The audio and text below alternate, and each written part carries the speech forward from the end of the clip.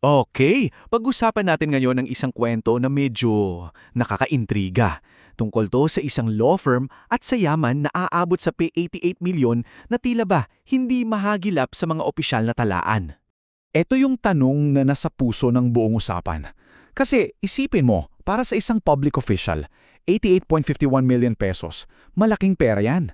Kailangan talagang malinaw na malinaw kung saan galing yan. So, paano nga ba ito naipon? Well, sa tuwing may magtatanong tungkol sa yaman ni Vice President Sara Duterte, simple lang daw ang sagot, galing lahat sa isang matagumpay na law firm. Parang simple no? Case closed, di ba? Pero dito na papasok yung malaking what if. Kasi ayon sa isang malalim na investigasyon, yung mismong pundasyon ng paliwanag na to, mukhang may malaking butas. Okay, simulan na nating himayin to. Unahin natin yung pinakasimpleng tanong sa lahat. Saan nga ba talaga nanggaling yung 88 milyon? Ulitin natin. P, 88.51 million. Yan yung eksaktong net worth ni Sara Duterte na sinuri ng Philippine Center for Investigative Journalism o PCJ. Isang halaga na, talagang nangangailangan ng solidong paliwanag. At ang opisyal na sagot sa tanong na yan, well, sabi nga, isang matagumpay na law firm. At itong law firm na to ay ang Carpio and Duterte Lawyers. Itinayo nila ito ng asawa niyang si Manasseh Carpio noong 2008. So ito raw yung parang makina na nagpapatakbo ng kanilang yaman. At dito na papasok yung pinakamalaking revelasyon ng investigasyon ng PCIJ. Ang law firm na sinasabing pinagmumula ng yaman ay tila hindi opisyal na umiiral. At isipin nyo hindi ito basta-bastang law firm. Mahigit 16 na taon na daw itong tumatakbo. May mga opisina pa sa Davao at sa Mandaue, Cebu. At ang mga kliyente, malalaking korporasyon. Ang mga kasong hinahawakan, bilyon-bilyon ang halaga. So sa papel, mukhang lehitimong-lehitimo, di ba? Kaya nga ang tanong, kung ganito kalaki at katagal na pala tong firm na to, anong problema? Saan yung issue? At heto na. Ito yung resulta ng malalim na pagsisiyasat. Ayon mismo sa report ng PCIJ, ang Carpio and Duterte Lawyers ay hindi kailanmang nairehistro sa Securities and Exchange Commission. At para sa mga hindi pamilyar, ang SEC ang ahensya ng gobyerno na nagtatala ng lahat, as in lahat, ng mga kumpanya at partnerships sa Pilipinas. At para sigurado, para walang duda, hindi lang isa, kundi 12 magkakahiwalay na sertipikasyon ang nakuha ng PCIJ mula sa SEC. Bawat isa, paulit-ulit na kinukumpirma. Ang firm o anumang baryasyon ng pangalan nito, wala as in wala sa National Company Registry. 12! At alam nyo, hindi lang pala issue ng rehistrasyon ang lumabas.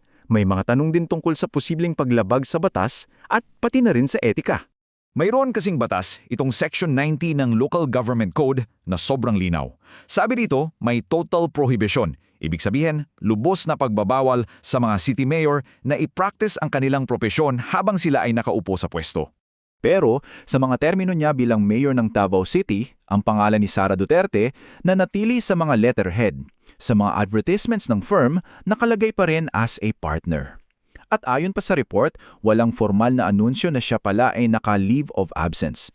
Tapos, may mga katanungan din sa kanyang SALN o Statement of Assets, Liabilities, and Net Worth. Habang nakalista ang asawa niya bilang law office partner, yung firm mismo hindi idineklara bilang business interest. At sa mga mas bagong SALN, isinasama na lang ang mga ari-arian sa iisang lump sum na alam nyo, nagpapahirap para makita talaga yung detalye. So, may argumento na hindi naman daw lahat ng law firm kailangan magparehistro. Pero, ang sabi naman ng batas, partikular sa Civil Code, malinaw. Kung ang partnership ninyo ay may kapital na 3,000 piso o higit pa, kailangan, required, na magrehistro sa SEC. At sa laki ng operasyon ng Carpio and Duterte Lawyers, halos imposible naman siguradong wala silang ganitong kapital, di ba? Okay, ngayon, subukan nating sundan yung pera. Kasi dito, ikonekta ng investigasyon yung biglaang paglubo ng yaman sa isa sa mga pinakamalaking kasong hinawakan ng firm. So tingnan natin ang timing ng mga pangyayari. Noong 2017, hinawakan ng Carpio and Duterte Lawyers yung P30 billion tax case ng Mighty Corporation. Guess what? Sa parehong taon, biglang tumaas ng mahigit P9 million ang yaman ni Sara Duterte. Tapos, noong 2018, nakabili sila ng 3 bagong lote. Tapos, may branch pa sa Cebu. Nagkataon lang ba to lahat? At heto pa, yung pinaka-critical na punto. Yung bayad sa firm mula sa 30 bilyong settlement na yon, na siyang pinakamalaki sa kasaysayan ng Pilipinas noong panahong yon, hindi kailanman isinapubliko. Walang sino man sa labas ang nakakaalam kung magkano ba talaga ang kinita ng firm sa transaksyong yon. At dito tayo dadalhin sa huling konsepto ng pagsusuri na to. Ito yung ideya ng isang black box. Isang paliwanag na, well, imposibleng busisiin o i-audit. Ang argumento ng reporte ito, itong law firm na to, isa siyang napaka-convenient na paliwanag para sa yaman ng pamilya. Kasi, madali sabihin, di ba? Pero napakahirap patunayan. Isa siyang black box. Bakit? Kasi ito yung tipo ng sagot na humaharang sa lahat ng kasunod na tanong.